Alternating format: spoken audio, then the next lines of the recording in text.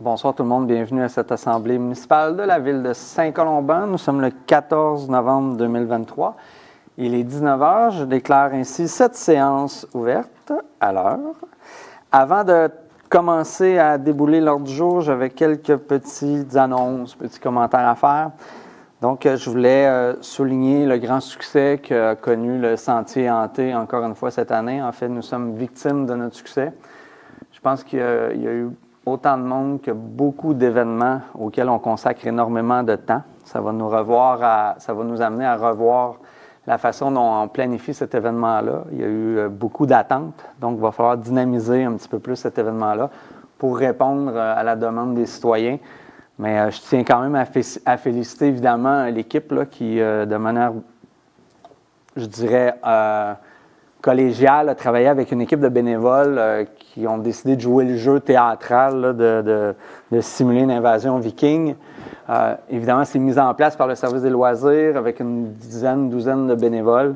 Mais je pense que c'est la volonté du conseil d'y mettre des moyens pour en faire un événement qui est couru. Je pense que c'est populaire, les gens désirent ça. Puis moi, c'est la deuxième fois que j'y participe. C'est toujours un plaisir d'être masqué et faire peur à ses propres citoyens sans se faire reconnaître. Je vous avoue que j'éprouve un plaisir coupable. Ensuite, je voulais aussi vous faire remarquer, moi-même je les ai vus aujourd'hui, là, ils ont peut-être été installés hier, mais vous avez vu le long de montée de l'église des nouvelles affiches qui viennent identifier le nouveau stationnement de covoiturage au bout de la rue des Sportifs. Donc, c'est un projet qu'on fait en collaboration avec le Conseil régional de l'environnement des Laurentides. On nous a demandé de rendre disponibles des sites qui, celui-ci nous appartient, là, pour stimuler le stationnement pour le covoiturage. Donc, on sait, par la proximité du site aéroportuaire puis de nombreuses entreprises qui sont près de la ville de Saint-Colomban, qu'il y a déjà du covoiturage qui se fait. Donc, on pense qu'on a un territoire qui a un potentiel pour développer ça, mais il faut y mettre l'épaule à la roue. Donc, de rendre disponibles des espaces publics pour stationner des véhicules et stimuler ça, c'est un simple geste qui était assez facile à faire pour la ville. Donc, on est accompagné là, justement d'une campagne d'affichage pour bien identifier l'endroit où stationner son véhicule en toute sécurité et en toute légalité. Donc, rue des Sportifs, c'est le long du terrain de soccer où il y a la maison Félan, là, tout juste tout près d'ici de l'hôtel de ville. Autre chose, concernant le dossier du skatepark, ça fait déjà, je me tourne vers mon collègue Étienne, 2 ans, sinon plus, qu'on travaille sur le projet. La façon dont on avait conçu le projet, on avait constitué un comité de citoyens, de gens qui pratiquent le skateboard pour réfléchir au concept le plus moderne et le plus adapté actuellement là, à la pratique du sport. Le comité a tellement bien travaillé, tellement bien détaillé le projet qu'il voulait, que quand on est allé sur le marché, ce qu'on proposait, évidemment, en fonction de la disponibilité budgétaire, ça ne répondait pas aux exigences. Ce que je veux dire, c'est que le projet, le devis là, était tellement ambitieux pour un portefeuille qui est estimé autour de 200 000 $. Il n'y a aucune entreprise qui a voulu soumettre un prix. Donc, ça nous a amené à tirer une réflexion. Certainement, nous, on ne veut pas mettre plus que 200 000 en fonds propres. Dans un projet comme ça, l'argent venait du fonds de parc et terrain de jeu. Mais on n'est pas fermé à développer un projet plus ambitieux. Mais évidemment, si on le veut plus ambitieux, il va falloir le faire par l'entremise de subventions. Donc, il y a un programme, là, le PAFIRSPA, qui est Infrastructure récréative et sportive, financé par le gouvernement du Québec et le gouvernement fédéral, qui permet d'avoir accès à des sommes pour construire des infrastructures sportives. Actuellement, on a déposé un projet, c'est concernant le parc Gaffney-Kennedy, pour une piscine extérieure avec un bâtiment accessoire, là, vestiaire et tout ça. Dans l'éventualité où on se ferait refuser ce projet-là, dans le fait de stimuler un nouvel appel de projet, il n'est pas exclu qu'on dépose le projet du skatepark, puis il n'est pas exclu qu'on dépose aussi les 2 projets pour être capable de le réaliser. On vient aussi, ça fait 2 semaines qu'on travaille sur une nouvelle offre de calendrier des collectes au niveau de la gestion des matières résiduelles. Il y a 3 constats qu'on fait sur le territoire. D'abord, on est une ville qui jette beaucoup, donc qui envoie énormément de matière au site d'enfouissement, donc au site d'enfouissement technique de Sainte-Sophie. Deuxièmement, on est encore, je dirais, on n'a pas endossé l'ère de la modernité au niveau de la gestion des encombrants, donc des gros déchets là, qui ne rentrent pas dans un bac. Puis l'autre chose, c'est on veut optimiser la collecte du bac brun. Donc, moi, j'appelle pas ça du compost, je vous le dis. Moi, j'appelle ça des matières putrescibles qu'on met dans une poubelle de couleur brune. Parce qu'il n'y a personne qui composte chez soi quand on met des poubelles putrescibles dans un bac brun. On fait juste choisir le bac dans lequel on se débarrasse de nos ordures. Donc, on n'a pas des résultats incroyables au niveau du pourcentage de gens qui utilisent le bac brun de manière efficiente. Malgré tout, quand on a établi le service, on a voulu travailler en fonction de gérer les odeurs. Hein? Donc, historiquement, on fait une collecte à la semaine l'été, parce que ça ne sent pas bon. L'hiver, on l'a mis aux 2 semaines. Toutefois, aux 2 semaines, l'hiver, il n'y a pas d'odeur. Puis, ce qu'on constate sur le terrain, c'est que si la collecte passait de 1 mois au mois, entre novembre et avril, on ne voit pas d'impact, puis ça nous générerait des économies quand même assez substantielles parce qu'évidemment, le coût de transport, c'est le coût majoritaire de la facture. Donc, il y a 2 types de dépenses. Hein. Il y a le coût du site où on envoie les matières, puis il y a surtout le transport. Donc, à chaque fois qu'on ajoute un nombre de collectes, là, le coût est quand même assez important. Donc, le Conseil a décidé de prendre une décision de réduire la collecte des matières putrescibles, donc le bac brun, à 1 fois par mois entre novembre et avril. On a la possibilité de tester ça. Il n'est pas exclu qu'on puisse revenir l'année d'après. On a des options. Donc, on va manifester cette option-là pour l'année 2024. L'autre chose, c'est qu'on passerait d'une collecte d'encombrants de 12 à 4, puis on a ciblé vraiment là, les dates névralgiques. Donc, la période des déménagements, la période des fêtes, puis le ménage printemps-automne. Donc, on a vraiment réfléchi à ces dates-là. On ressort d'une rencontre, puis on va adapter ça. Ce qu'on veut faire aussi, c'est qu'on veut ajuster les coûts des encombrants à l'écocentre. Donc, auparavant, c'était considéré comme des déchets ultimes. Donc, les encombrants, par exemple, on avait un matelas, un divan, il fallait payer à l'écocentre. On va enlever le tarif pour que la gestion des encombrants soit accueillie gratuitement à l'écocentre parce que de toute façon, c'était gratuit pour les citoyens qui mettaient ça au bout de leur entrée puis qui avaient une collecte par mois. Fait que ça, on va ajuster ça. Mais le résultat, c'est qu'on va essayer de se concentrer où les gens décident finalement de faire leur ménage de cabanon, où ils reçoivent beaucoup de matière dans des périodes précises ou, comme je l'ai dit, dans la période névralgique du déménagement autour du 1er juillet. Fait que deux grosses décisions, là, quant à nous. Là, puis c'est pas un abandon, c'est plus une efficience quand je parle du bac brun. Puis au niveau des encombrants, bien, là, il y a une volonté là, de contraindre parce que c'est beaucoup de coûts supplémentaires, les encombrants, parce que les entreprises doivent mobiliser 2 ressources. Parce que gérer des gros rebuts, ça demande plus d'employés. Alors que quand on ne fait que ramasser un bac, un employé, ça suffit derrière un camion. Donc, il y a quand même une grande différence de coût pour une efficacité qu'on pourrait, je dirais, améliorer. Mon dernier point, je ne pense pas que les gens avaient décidé d'en parler, c'est le 9 décembre. Le 9 décembre, le marché, on trompe tout le temps de date à chaque année, je ne veux pas me tromper. Donc, 9 décembre, c'est le marché de Noël avec le défilé de Noël. C'est déjà la 4e, 5e année qu'on l'organise. Donc, je pense que cette année, ça va être une belle édition. On a un comité qui travaille fort. On a une maturité derrière l'événement. Donc, le marché est organisé au centre récréatif et communautaire, en plus du gymnase de l'École des Hauts-Bois. Évidemment, il y a le Père Noël. C'est un événement qui est assez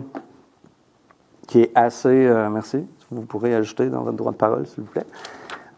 C'est un événement qui est assez couru, puis je vous invite à y participer. C'est quand même un événement pour nous qui est important. Puis, nouveauté cette année, nous serons sur un char, donc nous ne marchons pas. Nous aurons de la musique pour nous accompagner. Je regarde M. Urbain, mais il est toujours absent parce qu'il a le malheur d'aller faire du ski à chaque fin de semaine qu'on boucle le défilé. Donc, moi, ça faisait le tour. Puis sinon, je vous souhaite bonne séance. Puis je voulais terminer sur autre chose, mais j'ai oublié. Ça nous amène. Tu voulais terminer avec. Non.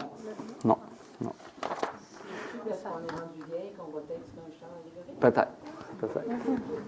Un point. Donc, ça nous amène au point 1.2, adoption de l'ordre du jour. Donc, c'est séance telle que proposée, donc qui se retrouve sur le site web et sur la version papier qui a été distribuée aux gens dans la salle. Est-ce que quelqu'un propose? Je vais le proposer, M. le maire.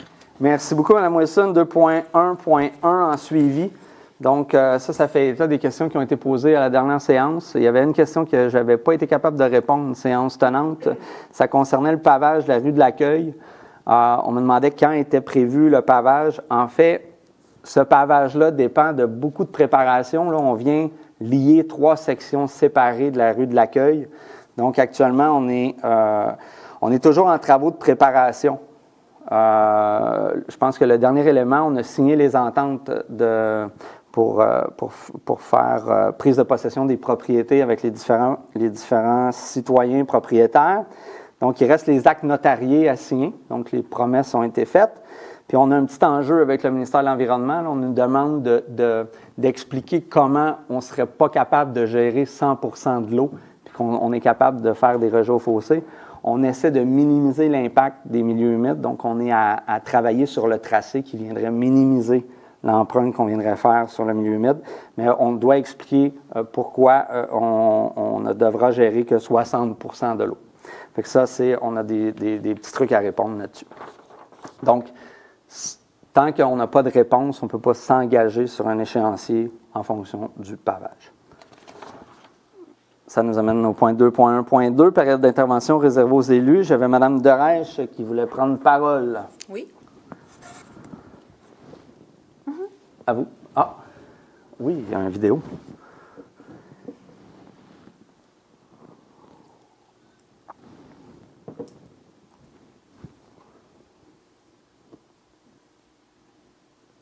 Il n'y a pas de son. Tu peux faire. Bon, ben oui, tout à fait. Oui, je vais le faire en même temps, tout à fait. Alors, je vous présente Amélia Dion, qui est une jeune athlétique colombanoise spécialisée dans la discipline de la trampoline. Elle est actuellement à Birmingham, en Angleterre, et il y a une compétition le 17 novembre. Pour le championnat de la trampoline World Age Group Championship, autrement dit le championnat du monde pour par groupe d'âge. Elle pratique ce sport depuis maintenant 10 ans et elle aurait besoin de support supplémentaire, évidemment, parce que ça coûte cher, le billet d'avion, les hôtels, ne serait-ce que les uniformes et tout ça. Sa famille a créé un GoFundMe. Si vous le désirez, si vous le pouvez, allez sur le GoFundMe. Je ne sais pas si on n'a pas le GoFundMe. De toute façon, vous pouvez texter dans la recherche Amélia Dion et vous allez retrouver sa fiche. Et ce serait grandement apprécié pour elle. Et aussi, vous pouvez aussi aller la suivre sur la page des Zéniths sur Facebook, où est-ce qu'on va sûrement pouvoir la voir en direct. Comme deuxième point, voilà. Si vous désirez participer à la campagne de financement pour la fabrique de Saint-Colomban, vous pouvez vous procurer de délicieux fromages qui viennent de la fromagerie Saint-Benoît du Lac. Si cela vous intéresse, vous n'avez qu'à m'envoyer un courriel à dderèche@saintcolomban.qc.ca et à ce moment-là, je vous ferai parvenir le communiqué, la fiche de demande. C'est important aussi que la fiche de demande vienne avec le versement aussitôt. C'est ce qui est demandé. Et comme troisième point, c'est un petit peu plus, ça me touche un petit peu plus. En fait, si vous cherchez une façon de rendre heureux un enfant pour Noël cette année, il y a deux étudiantes en technique de travail social qui ont une très bonne idée. En fait, vous êtes invités samedi qui s'en vient à venir au centre récréatif CRC pour aller chercher une enveloppe auquel un enfant va avoir mis 3 idées cadeaux. Jusqu'à concurrence de 45 $ par cadeau, pour un cadeau en fait. Vous pouvez aller chercher une enveloppe, aller chercher, dans le fond, pour acheter un cadeau pour un enfant qui est dans le besoin. Ils vont être là de 10h à 13h. Et ensuite, il va y avoir la remise le 16 décembre à la caserne numéro 2 de service incendie sur la montée Fillon. Évidemment, les enfants vont pouvoir monter dans les camions, manger, il va y avoir de la danse, il va y avoir aussi un petit buffet. Puis en même temps, bien, les cadeaux vont être remis à ce moment-là. Alors, il reste actuellement 20 enveloppes à être distribuées, si jamais vous en avez le cœur et le goût et le moyen. Merci. Merci beaucoup, Mme Dorèche. Est-ce que Mme Mercier, vous prenez la parole? Non, hein? Donc, c'est Mme Scriven, district 6. Oui. Bonsoir tout le monde. En fait, moi, je voulais simplement vous inviter à visiter le site de la Ville, la section emploi. Il y a de nombreux emplois disponibles dans plusieurs domaines, dont l'urbanisme, le côté juridique, les travaux publics et la trésorerie. Donc, si vous êtes à la recherche d'un nouveau défi, je vous invite à visiter le site de la Ville. Merci. Merci beaucoup. Le poste à la trésorerie n'a pas été ouvert depuis de nombreuses années. J'oserais même dire une trentaine d'années. Il n'a jamais été ouvert. Donc, vous allez voir, à l'heure du jour, là, on vote une résolution comme quoi que notre trésorière elle approche la retraite. Donc, c'est une occasion rêvée d'afficher, de travailler pour un poste de trésorier à la Ville de Saint-Colomban. C'est la deuxième fois que ça va arriver en près de 30 ans. Madame Rabier-Beaulieu. Oui, merci beaucoup. Alors, ma liste de mots à vous dire, c'est un petit peu allongé. Tout d'abord, j'avais promis que je saluerais mes enfants qui nous écoutent sur le site Web aujourd'hui. Oui, ils ont un soudain intérêt pour la politique municipale, donc salut les gars. C'est ma parole, elle est lue, j'ai le droit, là? Oui. Ensuite, je voulais faire un petit ajout, dans le fond, sur ce que vous avez dit, Monsieur le maire, un petit peu plus tôt, là, sur la collecte des encombrants. Je trouvais ça important. Effectivement, il y a tout l'aspect financier. Au niveau de la saine gestion financière, c'est sûr que ça a pesé dans la balance pour notre décision, mais je pense qu'il y avait aussi toute une vision environnementale qui est importante de dire. C'est peut-être mon chapeau de CCE. Mais je pense que c'est important de mentionner aussi qu'on a revu la manière de revaloriser, dans le fond, les encombrants. Donc, ça va avoir un plus-value à ce niveau-là. Puis, c'est aussi qu'on veut encourager l'utilisation de l'éco-centre. Donc, avec la gratuité sur les encombrants, je pense que c'est un pas important. Donc, fin de la parenthèse pour ça. Oui, voilà, je voulais vous parler de la guignolée. En fait, je voulais remercier les gens pour leurs généreux dons, pour leur sourire également, leur bonne humeur, la patience. Je pense que les gens étaient contents. Il y a des gens qui pouvaient donner plus, des gens qui pouvaient donner moins, des gens qui pouvaient pas donner, mais tout le monde était de bonne humeur. Donc, c'est agréable pour les bénévoles qui sont là. Merci également aux bénévoles qui ont participé, bien évidemment. C'est pas terminé dans le sens où les barrages routiers sont terminés, mais si vous voulez contribuer, c'est possible de faire un don aussi au centre d'entraide avec un virement Interac à Entraide Saint-Colomban, barre de soulignement don au pluriel @yahoo.com. Saint-Colomban, c'est ST, pas de trait d'union. Vous pouvez aussi contacter le centre d'entraide là, si vous n'avez pas eu le temps de noter ou m'écrire un petit message, ça va me faire plaisir de vous le transférer. Puis éventuellement, il va y avoir des points de dépôt aussi pour les denrées non périssables. Je vous en reparlerai en décembre, mais il y a un trait d'union? Ah, bon, c'est moi qui ne l'ai pas noté. Merci de me corriger. Donc, avec un trait d'union. Donc, voilà, évidemment, la bibliothèque, c'est toujours possible aussi d'en apporter là, tout au long de l'année. Parlant de la merveilleuse bibliothèque, je vous amène aux activités aussi là, qui sont disponibles pour le mois de novembre. Nouveauté, en fait, je vous apprends ça en primeur. Là, je l'ai appris aujourd'hui. Étant donné une possible grève, là, la semaine prochaine, le 21 novembre, la bibliothèque va ouvrir la grande salle pour des jeux libres. Donc, ils se sont organisés pour avoir une journée disponible. Donc, si les parents veulent travailler en télétravail, merci. À la bibliothèque, ça sera possible de le faire. Et là, il semblerait qu'il y ait une mésentente sur l'adresse courriel avec ou sans tiret. Donc, il n'y a pas de tiret. Barre de soulignement, don au pluriel, @yahoo.com. Écoutez, vous m'écrivez, vous écrivez au centre d'entraide, sinon, vous appelez, ça va nous faire plaisir. Également, je voulais vous dire qu'il va y avoir un 3e atelier d'écriture, lettres attachées, avec l'autrice Marie-André Gill, qui est une artiste inou de la communauté de Maastricht. Ça se fait en vidéoconférence, mais c'est un atelier d'écriture vraiment intéressant. C'est le dernier d'une série de 3, donc vous pouvez vous inscrire. Ça va avoir lieu le 25 novembre. Et tout le mois de novembre également, il y a l'exposition Regarde-moi. Il va y avoir prochainement aussi des ateliers de massage pour bébés. Il va y avoir le 19 novembre aussi une pièce de théâtre sur le thème de Noël. Donc, encore une fois, je vous invite à consulter le calendrier dans le Colombanois. Plein de belles activités. Merci. Merci beaucoup, Mme Rabier-Beaulieu. Ça nous amène au point 2.1.3.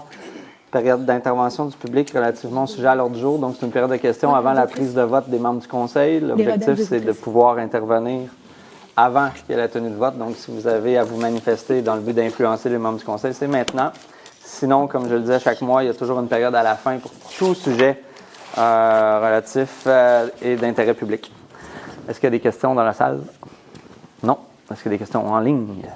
Bonsoir, non, aucune question, M. le maire. Merci beaucoup. 2.1.4, adoption du règlement numéro 1017-2023-03, modifiant le règlement 1017-2021 régissant les comités de la Ville de Saint-Colomban, comité famille, aînés et personnes handicapées. L'objet de l'adoption du règlement, c'est d'intégrer la directrice de la bibliothèque à l'intérieur du comité. Est-ce que quelqu'un propose?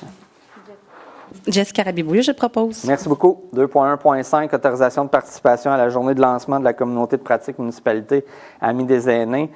Cette participation va générer un scoop que je ne pourrai vous révéler ce soir, mais qui viendra le 24 novembre prochain.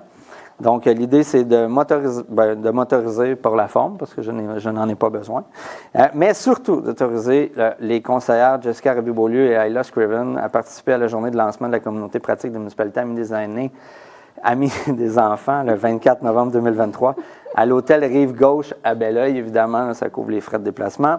D'autoriser les dépenses relatives à leur déplacement et leur hébergement dans le cadre de cet événement et d'imputer cette dépense aux activités de fonctionnement post-budgétaire 0210 003100. Est-ce que quelqu'un propose? Jessica Rabiboulou, je le propose. Merci beaucoup. 2.1.6, mandat à la firme d'avocats Bélanger-Sauvé, dossier de cours numéro 717-02-0003-231. Boutique de golf Gilles Garot incorporée contre Ville de Saint-Colomban. Donc, c'est un nouveau recours de la boutique de golf. Depuis 1995, c'est un nouveau chapitre.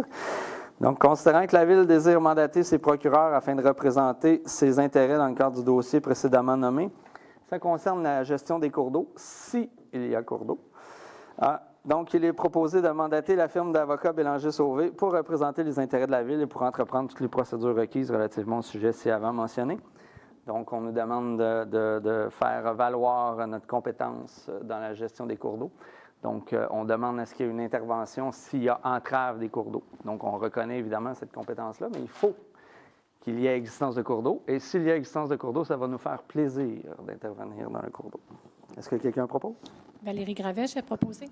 Merci. 2.1.7, nomination d'un membre au conseil d'administration de l'Office municipal d'habitation de Saint-Colomban. Donc, il est proposé de nommer M. Joël Demé, qui est ici présent, à titre de membre du conseil d'administration de l'OMH de Saint-Colomban. Est-ce que quelqu'un propose? Jessica Rabiboulou, je propose. Merci beaucoup. Donc, c'était une suggestion de notre conseillère absente ce soir, qui est près de sa famille. Donc, Mme Lapointe, qui sera heureuse de vous accueillir dans ce comité. 2.2.1, approbation et adoption des procès-verbaux des séances tenues en octobre. Il est proposé d'approuver et d'adopter, tel que présenté, les procès-verbaux de 2 séances, séance ordinaire du 10 octobre 2023 et un procès-verbal de correction du 31 octobre 2023. Est-ce que quelqu'un propose? Valérie Gravet, j'ai proposé. Merci. 2.2.2, avis de motion et dépôt d'un projet de règlement numéro 1011-2019-03, modifiant le règlement numéro 1011-2019 version 2 concernant la qualité de vie telle qu'amendée. Donc, ça fait l'objet de revoir 2 définitions. Définition de qu'est-ce qu'un parc, qu'est-ce qu'un sentier multifonctionnel. L'objectif, c'est de permettre l'accès aux chiens. Dans les sentiers, exact. C'est pour ça que je regardais Mme Scriven, qui est une amoureuse de son chien, et qui nous avons appris la semaine dernière qu'il fréquentait déjà les sentiers et qu'il n'a pas attendu la modification au règlement, comme plusieurs citoyens, j'imagine. Dans le fond, on vivait une situation sur le territoire. Les sentiers multifonctionnels, évidemment, il y a beaucoup de gens qui couraient à l'intérieur de ces sentiers-là avec leurs chiens. Donc, il faut qu'ils soient en laisse, mais antérieurement, le règlement interdisait, on considérait un sentier multifonctionnel comme un parc. Donc, dans un parc, il y a quand même une interdiction d'amener des chiens pour une question de sécurité avec les enfants. Mais le sentier multifonctionnel était inclus dans la définition de qu'est-ce qu'était un parc. Donc, on exclut le sentier multifonctionnel de cette définition-là pour permettre les chiens en laisse dans les sentiers. Donc, ça prend quelqu'un qui donne l'avis de motion? Je vais vous la donner, M. le maire. Merci, Mme Scriven. 2.2.3, adoption du calendrier des séances du conseil municipal l'année 2024. 2 particularités. D'abord, la première, comme on le fait depuis plusieurs années, c'est le 3e mardi du mois de janvier que se tiendra la première séance de l'année 2024. Donc, avec le retour des vacances, on donne plus de temps à l'administration d'arrimer les documents puis les positions concernant les résolutions. Ça nous donne aussi le temps de faire les caucus, parce que le caucus se tient toujours le mardi avant la séance. Ensuite, deuxième particularité, on a décidé de repousser la séance du mois d'août 2024 au 4e mardi au lieu du 2e, pour donner une période de vacances un petit peu plus espacée pour permettre aux membres de l'équipe, donc du conseil municipal et aussi de l'administration, de pouvoir prendre ses vacances sans qu'il y ait un bouleversement concernant ou un empressement là, à travailler autour des assemblées. Il y a beaucoup de villes au Québec qui fonctionnent comme ça. Donc, on fait un test cette année, là, à voir qu'est-ce que ça représenterait. D'expérience, souvent, les séances du mois de juillet, du mois d'août sont un petit peu plus légères. Les grosses séances, c'est beaucoup, je dirais, février, mars, avril, septembre, octobre. Donc, on va essayer là, de voir en 2024 qu'est-ce que ça peut donner de fonctionner comme ça. Est-ce que quelqu'un propose? Je vais le proposer, M. le maire, Christiane Wilson. Merci, Mme Wilson. 2.2.5, autorisation de signature d'une entente de règlement hors cours dans le cadre de l'expropriation des lots 6 millions. Ah oui, ben oui. Je regarde Mme la greffière, c'est votre feuille indépendante. Puis c'est un point important, il ne faut pas l'oublier, celui-là. 2.2.4, dépôt de divulgation des intérêts pécuniaires des membres du conseil municipal. Donc, c'est une mise à jour annuelle. C'est une obligation que la loi nous impose à chaque membre du conseil de déposer une déclaration d'intérêt pécuniaire à chaque année à partir de la date de notre élection. Donc, dans ce cas-ci, c'était le 5 novembre, 3 novembre, 7 novembre 2021. Donc, chaque membre du conseil a déposé une déclaration d'intérêt pécuniaire. Donc, c'est là qu'on vient déclarer qu'est-ce qu'on possède sur le territoire, à la fois de la ville, de la MRC et du territoire de la communauté métropolitaine de Montréal. Ça inclut aussi tout prêt que les membres du conseil auront emprunté, à l'exception des prêts bancaires. Donc, c'est une information qui est publique. Ça vient un peu rendre disponibles les potentiels conflits d'intérêts s'il y avait lieu. Donc, 2.2.5, c'est bien ça? Oui. OK. Oui, c'est ça. Autorisation de signature d'une entente de règlement hors cours dans le cadre de l'expropriation des lots 6 358 266 et 6 358 267.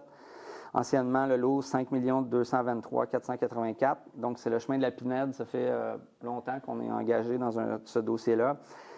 Comme ça le dit, ça avait mené à une expropriation. L'objectif, c'était de créer un cadastre de rue parce qu'il y avait des permis dans le passé qui avaient été émis sans l'existence d'un cadastre de rue sur le chemin de la Pinède. Donc, on voulait régulariser cette situation-là. On s'est entendu avec la plupart des propriétaires, sauf un. Donc, lui, c'est le dernier ici. Donc, il y a suivant le processus d'expropriation, quand on suit ce processus-là, on prend possession rapidement, mais on doit ensuite souvent aller jusqu'au tribunal administratif du Québec pour venir déterminer la valeur de l'expropriation.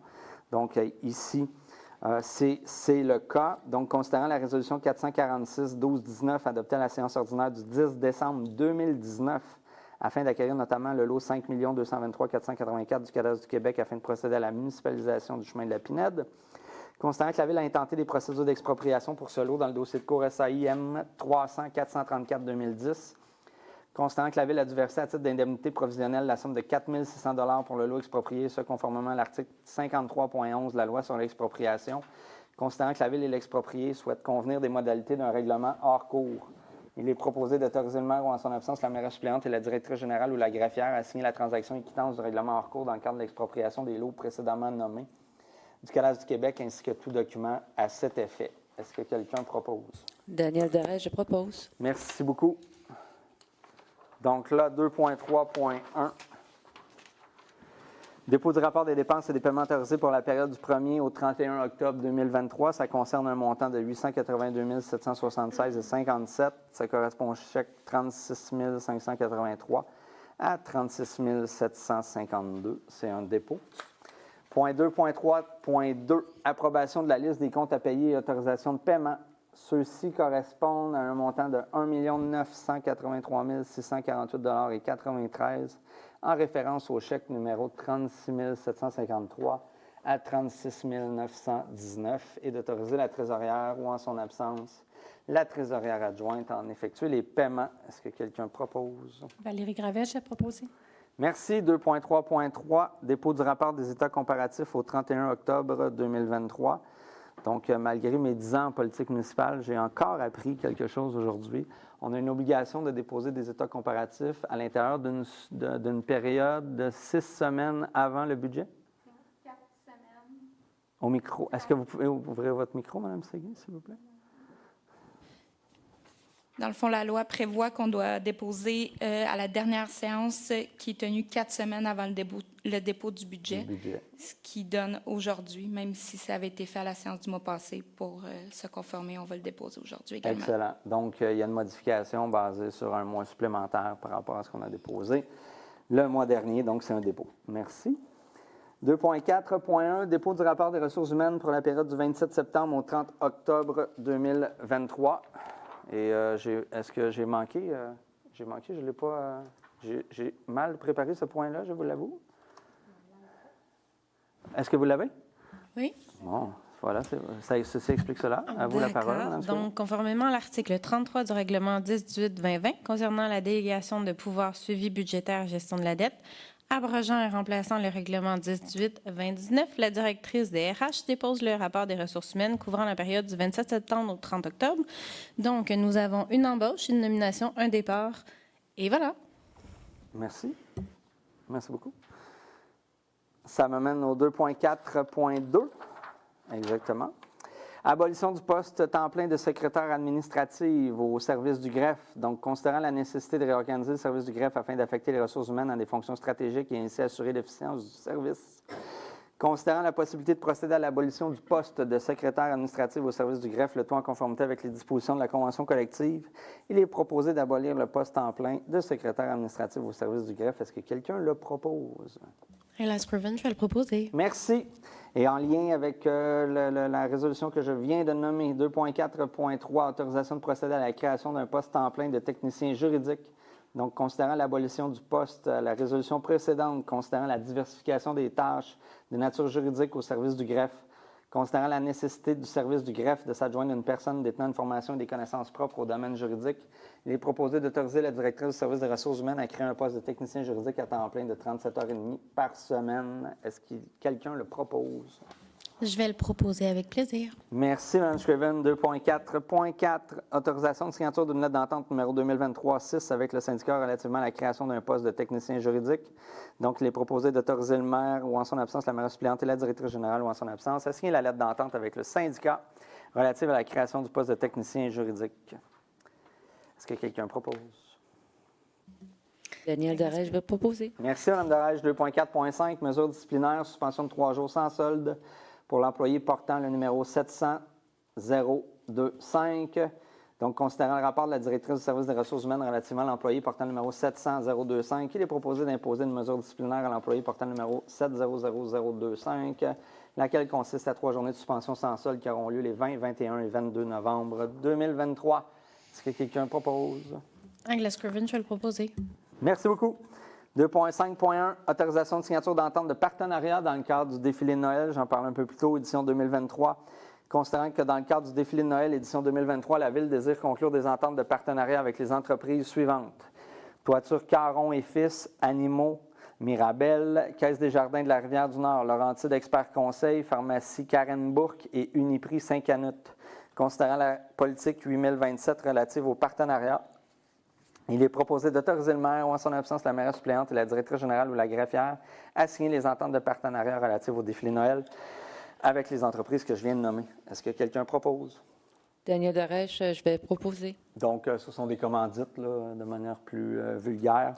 Donc, on a sollicité différentes entreprises sur le territoire et des entreprises, comme vous le voyez, là, qui sont situées sur le territoire de Mirabel, mais qui bénéficient, j'oserais dire, de la clientèle habitant Saint-Colomban. Donc, on est très, très content de ça. C'est un apport, puis ça nous permet de bonifier souvent l'offre événementielle. Là, on le voit dans le défilé, mais on l'a vu aussi dans le cadre du Festi-Rock, de la Fête nationale. Donc, c'est une approche qu'on veut développer davantage. On n'a pas beaucoup de visibilité pour les entreprises d'ici. Donc, de travailler à les amener à se joindre aux événements organisée par la Ville. C'est une belle opportunité mutuelle qu'on développe de plus en plus. 3.1, dépôt du procès-verbal du comité consultatif d'urbanisme du mois d'octobre. La rencontre s'est tenue le 17 octobre 2023. C'est un dépôt. 3.2, dérogation mineure du domaine des sources. Madame Dorège, je vous cède la parole. Parfait, merci beaucoup.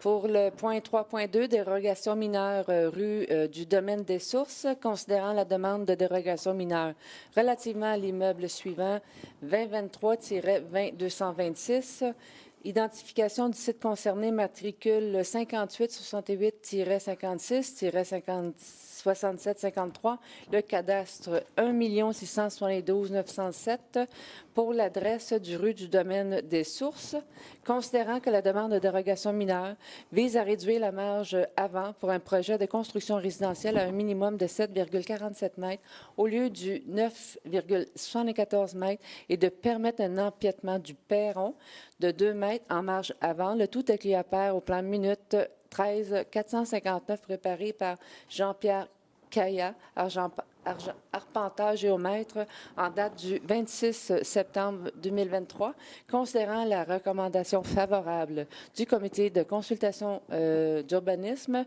du 17 octobre dernier, considérant que l'avis public affiché et publié le 23 octobre sur le site Internet de la Ville annonçant la dite dérogation mineure, considérant que la parole est donnée aux personnes présentes ici à l'Assemblée. Est-ce que quelqu'un a des questions précises concernant ce point-là? Non. En ligne non plus? Non, Monsieur le maire. Merci, madame.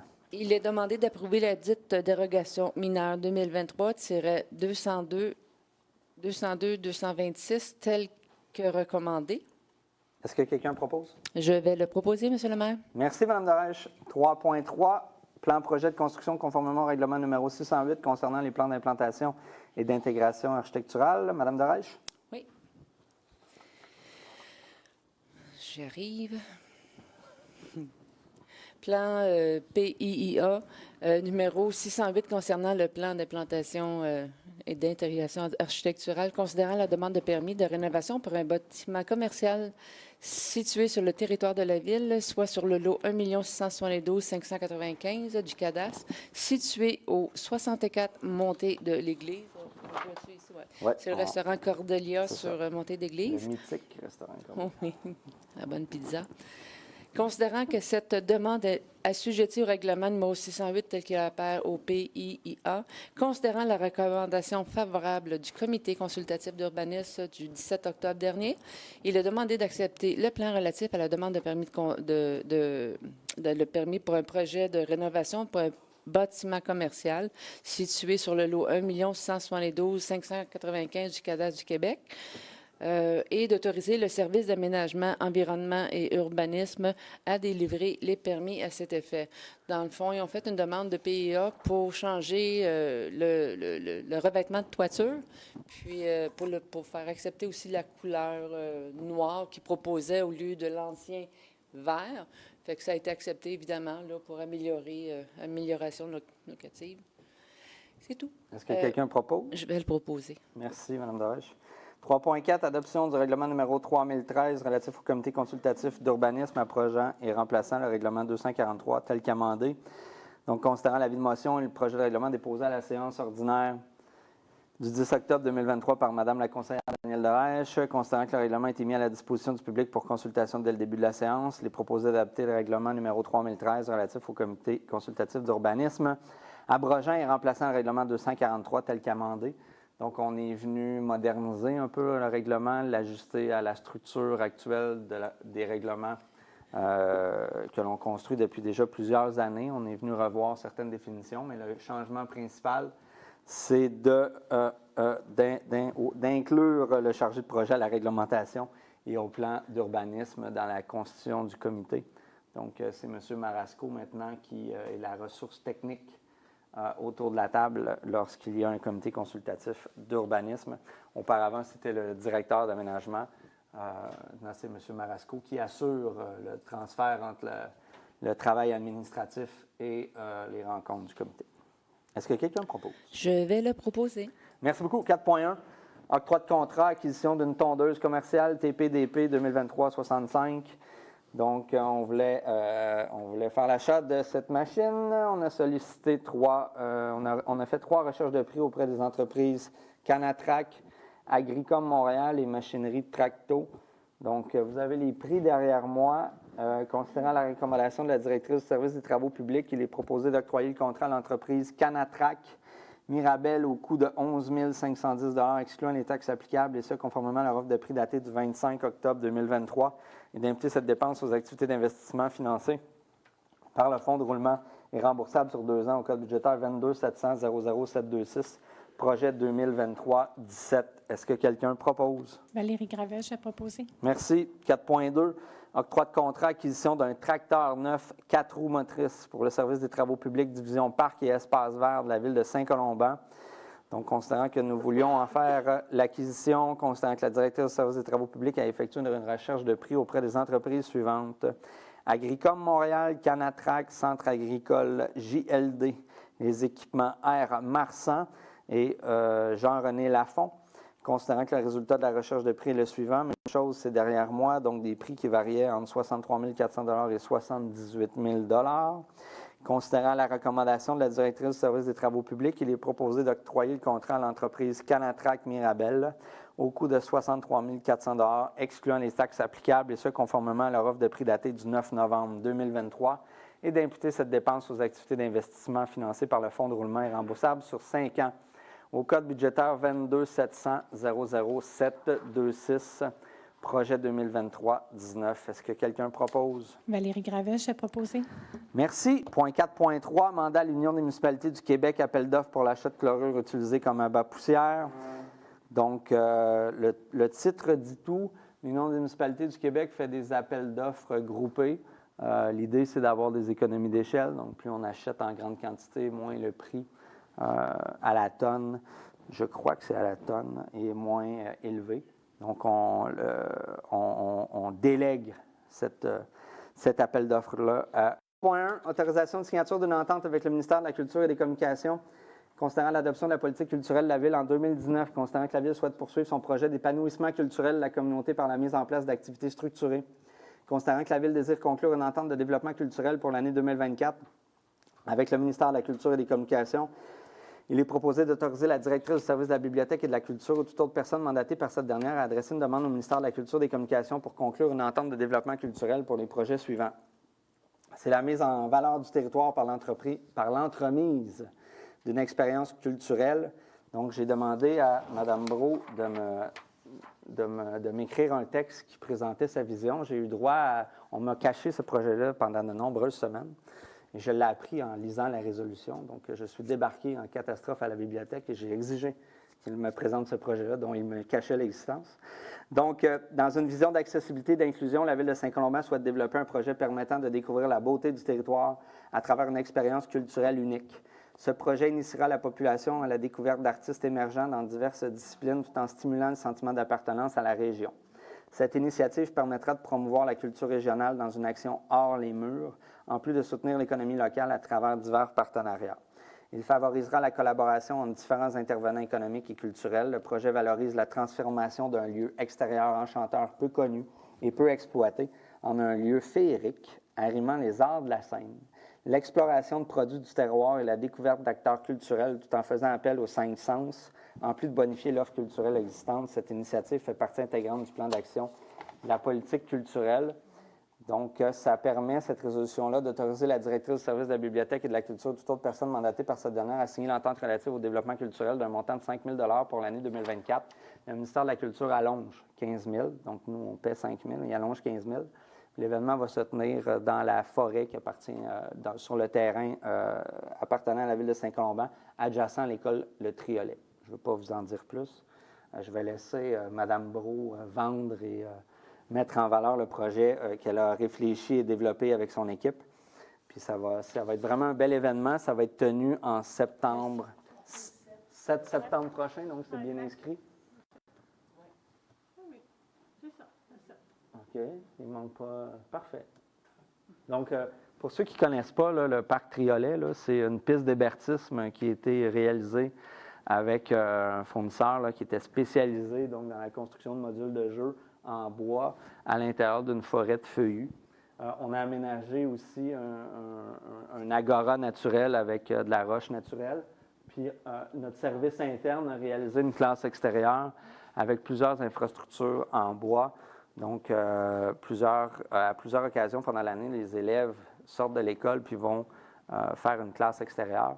C'est un terrain qui appartient à la ville, donc on veut en plus développer une activité à caractère culturel au mois de septembre prochain dans ce lieu magnifique. Est-ce que quelqu'un propose? Jessica Raviveau-Lieu, je le propose. Merci, madame. 8.1, période d'intervention du public. Donc, c'est une période de questions qui est d'intérêt public. Donc, tout sujet d'intérêt public peut être posé. Je vous demande de vous présenter au lutrin, de vous présenter, donc de vous nommer, de nous indiquer sur quelle rue vous habitez et vous poser votre question aux membres du conseil. Par respect, je vais privilégier les gens qui se sont déplacés dans la salle. Quand on aura épuisé une première période de questions, s'il y en a plusieurs, on ira ensuite en ligne. Donc, nous sommes une ville qui prenons les questions en direct sur la page Facebook. Ce n'est pas toutes les villes qui font ça. On ne le mentionne pas souvent, mais depuis longtemps, je pense qu'on a mis ça en place. Puis, ça nous fait toujours plaisir de fournir les réponses à des questions dans la mesure du possible, mais c'est rare que ça n'arrive pas, qu'on a les réponses. Donc, est-ce qu'il y a des questions dans la salle? Je vous invite à vous présenter au lutrin. Bonsoir. Bonsoir. Monsieur le maire, j'habite au 139 de Loiselet. Oui. Gaétan-Labelle. Labelle? Labelle, exactement. J'étais un ancien résident de Blainville, sur le golfe, de Blainvilliers. Puis, à ma retraite, j'ai déménagé ici à Saint-Colomban parce que je cherchais un endroit similaire, avec un bel environnement dans la nature, mais avec un plus grand terrain. J'ai trouvé ici à Saint-Colomban ce que je voulais, c'est vraiment un bel environnement. Maintenant, j'ai acheté sur un golf, le Bollybrook. Ouais. Maintenant, c'est rendu, même les vaches, je pense, ils ne trouveraient pas leur compte. C'est un débarras.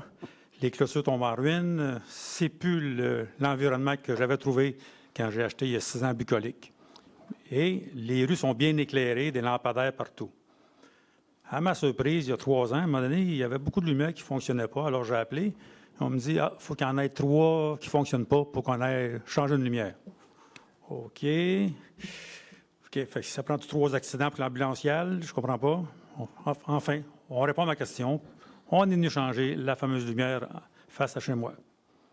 Mais là, c'est en pire maintenant. Sur les 55 lampadaires environ qui sont répertoriés, je pense qu'il y en a peut-être maximum 20 qui doivent allumer maintenant. On est loin du compte de 3, on est rendu qu'il y en a une trentaine qui ne fonctionnent plus. J'ai communiqué à l'urbaniste encore une fois, et on m'a dit qu'il y avait un projet à l'étude. Mm-hmm. D'accord? Alors, mais maintenant, les études semblent s'éterniser. J'ai posé des questions à des gens tantôt qui m'ont répondu avec ce qu'ils savaient. On parle de plusieurs mois encore d'études. Et Hydro-Québec, probablement 1 an et demi avant d'avoir de l'électricité pour le nouveau projet. Si j'ai mal compris, je m'excuse, mais j'aimerais qu'on me clarifie la situation des lampadaires. Je trouve que c'est inadéquat. C'est dangereux le soir pour les marcheurs, ceux qui marchent avec les chiens, etc., parce qu'on a choisi de vivre dans un environnement éclairé. Il y avait d'autres secteurs pas éclairés, je ne les ai pas choisis. Alors, je ne vous demande pas d'en rajouter, je vous demande juste quand est-ce qu'ils vont être remplacés ou réparés. C'est tout. Comme vous avez pu peut-être vous en apercevoir en 2018 ou 2019, la Ville de Saint-Colomban a fait affaire avec la firme Énergère pour passer d'un éclairage général de sodium au LED sur le territoire, hein, des espèces de... Dans les autres quartiers, vous parlez là. Partout, en fait. Oui. Puis on a donné le mandat de changer les ampoules, puis d'ajuster, comment on appelle ça? J'ai abat-jour, mais c'est pas un abat-jour. En tout cas, les potences, merci beaucoup. Je connaissais pas le mot, moi non plus. Les potences qui venaient avec les ampoules au LED. La particularité de votre quartier résidentiel, c'est qu'historiquement, il y avait eu la pose de potences différentes. Là, vous le savez à quoi effectivement, oui, absolument. C'était une espèce d'imitation de lampe à l'huile accrochée à des poteaux. Très beau. Décoratif. Si bien que la transition au LED, elle ne se faisait pas parce qu'il n'y avait pas une adaptabilité possible entre ces potences-là et les lampes au LED. ça a expliqué beaucoup pourquoi la Ville n'a pas voulu commencer à changer. Il y avait un problème d'accessibilité de pièces et de disponibilité parce que le service avait regardé et on ne les trouvait plus sur le marché. Je regarde Mme Gravel parce qu'elle est un petit peu plus informée que moi des tenants et des détails. Oui, ça va. Ce qui a été décidé au courant du dernier mois, là, dans la planification du plan triennal des mobilisations, puis est-ce qu'on affecte la réserve environnement à ça, parce que maintenant, on a un fonds vert, une réserve environnementale. On génère un fonds annuel d'environ 80 000 par année, donc qui doit être spécifiquement dédié à des mesures environnementales. Puis le Conseil, jusqu'à présent, on a décidé de prendre des enlignements qui viennent générer des économies. Donc, ce fonds-là, on s'en sert finalement pour poser des gestes qui, à long terme, on le sait, va amener des économies d'échelle. Le programme, justement, pour remplacer les lampes au sodium puis mettre des LED, c'est un projet qui se rentabilise à l'intérieur de 6 ans parce que ça fait tellement économiser d'électricité qu'on paye le financement. Donc, dans le cas qui nous concerne, on ne voulait pas commencer depuis 2018-2019, commencer à remplacer des sodiums quand on ne savait pas nécessairement quel enlignement on voulait prendre dans les futures années. Là, on a été fixé. On veut changer cet éclairage-là au LED parce qu'il y a des bonnes économies à faire. Puis c'est probablement ce que Mme Gravel vous a dit un peu plus tôt. Oui, là, absolument. Le projet a été entériné par l'ensemble du Conseil, puis on prévoit faire les modifications. Je pense qu'au PTI, il est prévu En 2024, oui. C'est ça. En fait, le budget va être confirmé pour 2024, sauf comme je vous expliquais, l'Hydro-Québec ont des attentes d'à peu près un an et demi. Fait quand même que notre budget, puis tout ça moi, je prévois, là, j'ai encore posé des questions aujourd'hui, et je sais que le comité consultatif de l'environnement, qui, eux, vont accorder une partie du fonds vert pour ce qui est de la lampe, là, en fait, du LED qui va nous permettre une économie. En fait, c'est le Conseil qui décide. Oui, mais le projet va être présenté au Conseil, je crois, c'est le mois prochain que le directeur m'informait. Puis après ça, janvier, puis après ça, tu sais, ça va débouler, mais la plus grosse attente, c'est avec l'Hydro-Québec. Tu sais, malheureusement, là, on sait déjà tous les endroits qui vont être installés. Ça, c'est tout étudié. Il y en a 31. On est vraiment, tu sais, dans le gros du dossier. Mais malheureusement, on va avoir des délais. Avec on faisait face au dilemme, est-ce qu'on au départ, on les aurait remplacés. Là, il y avait une problématique de disponibilité de pièces, parce que, semble-t-il, ils ne sont plus disponibles sur le marché. Ouais. Fait qu'évidemment, une ville, ça ne commencera pas à courir à gauche et à droite des fournisseurs particuliers. Fait que ça nous a amené à... Non, je comprends la technicalité. Je n'ai pas de mise avec ça. C'est le délai. Il y a un laxisme. Vous m'avez dit vous-même, vous savez, depuis 2018-2019, là, on parle de 5 ans que vous savez qu'il y a un problème. Bien, il n'y en avait pas autant il y a 5 ans, on s'entend. Non, mais on s'en va vers là depuis 5 ans, puis on ne sait pas encore quand ça va être fait. Oui, mais tu sais, un des éléments de la décision qu'on a eu à réfléchir... Moi, je parle de sécurité, tout simplement. Là. Ouais. Moi, je ne veux pas flasher mon char ou ma maison. Là, dans la rue, il fait noir. On ne voit pas les gens marcher. Mais on avait aussi l'opportunité de réfléchir à est-ce qu'on diminuait le nombre de potences dans le Bonnie-Brook, parce que c'est un quartier qui est très éclairé si on se compare avec ce qui se passe ailleurs. Sur très éclairé quand les lumières fonctionnent, vous voulez dire? Quand les lumières fonctionnent. OK, c'est ça. Okay. Mais, on pouvait réfléchir sur la diminution, puis je pense pas on n'a pas conclu à une diminution, sinon c'est minime. Vous avez dit 33 tantôt? Pardon? Est-ce que vous avez...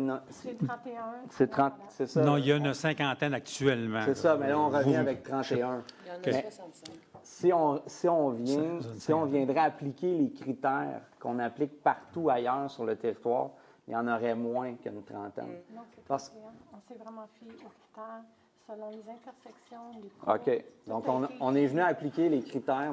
Si je comprends bien, madame, aussi, c'est que l'éclairage aussi est plus diffus, j'imagine, ces nouvelles lumières-là. On peut réduire le nombre de lumières pour éclairer.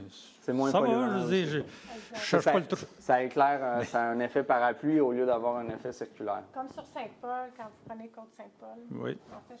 En fait, quand vous utilisez Côte-Saint-Paul, vous voyez nos lampadaires, là, c'est vraiment le même type d'éclairage, c'est très bien. La potence et tout. Mais oui, je comprends très bien qu'il y a des délais, puis tu sais, vos demandes et tout ça, mais on vous oublie pas, puis je suis le dossier de très près. Nous en sommes témoins, je pense que... J'espère juste qu'il n'y arrivera pas un incident malheureux dans la rue. C'est le temps là, qui joue contre nous. Là. Tout le restant, tout va bien. Ouais. Alors, on va espérer que ça va arriver rapidement. Merci, M. Labelle. Merci. Est-ce que vous n'aviez pas d'autres questions? Non, ça va. Merci beaucoup. En fait, je suis bien heureux de vivre à Saint-Colomban, à l'exception de l'éclairage. Mais c'est dans le processus de règlement. Vous n'êtes pas venu nous sensibiliser à quelque chose qu'on ignorait, puis pour lequel on n'avait pas commencé à prendre des démarches. Je vous rassure. Et le golf, ça traîne encore. Oui.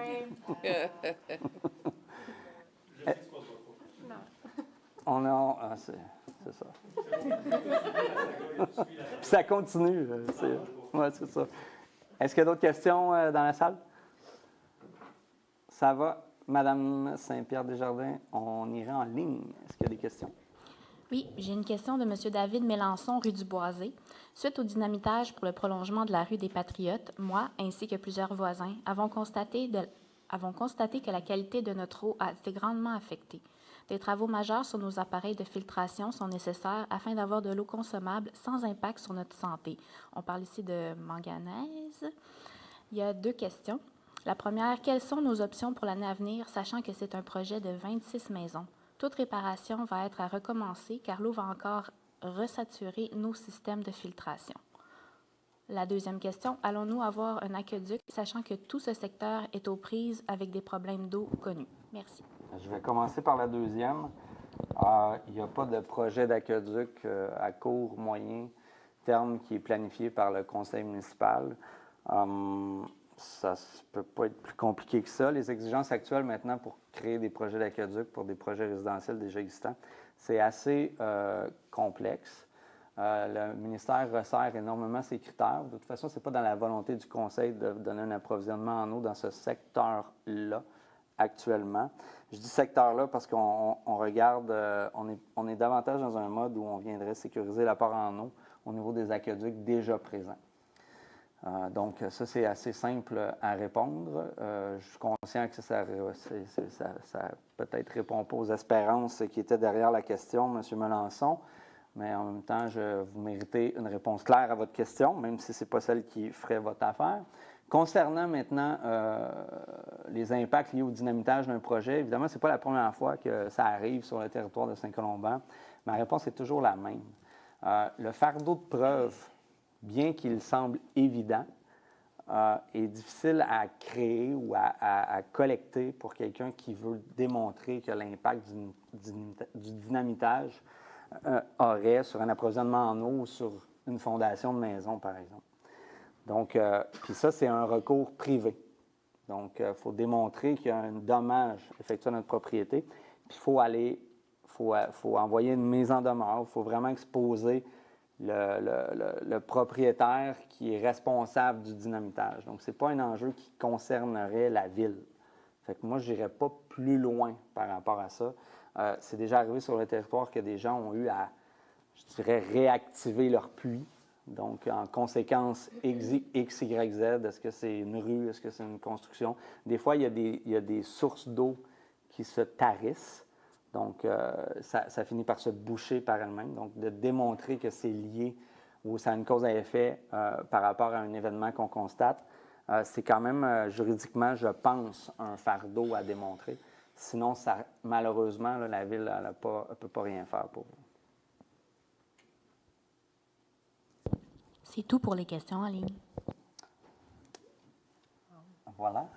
Est-ce que quelqu'un propose ainsi cette clôture de séance? Mais avant cette clôture, est-ce que quelqu'un avait l'intention de... Je vais chercher. Oui, de faire du libro-cubicularisme ce soir? Oui, monsieur le maire. Oui, d'accord. Donc, je vous souhaite bonne lecture. Et profitez bien du temps qu'on nous donne avec cette petite période de questions du public. Et je propose la fermeture de la séance. Merci, Mme Scriven. Un bon retour à la maison, tout le monde. Au plaisir de vous voir. La prochaine séance, c'est décembre prochain. Donc, ça va être suivi d'une assemblée extraordinaire. C'est l'adoption du budget pour l'année 2024. Donc, c'est toujours une séance, à mon avis, qui est importante de suivre parce que ça vient déterminer beaucoup de décisions qui seront prises et qui auront un impact dans l'année qui suivra.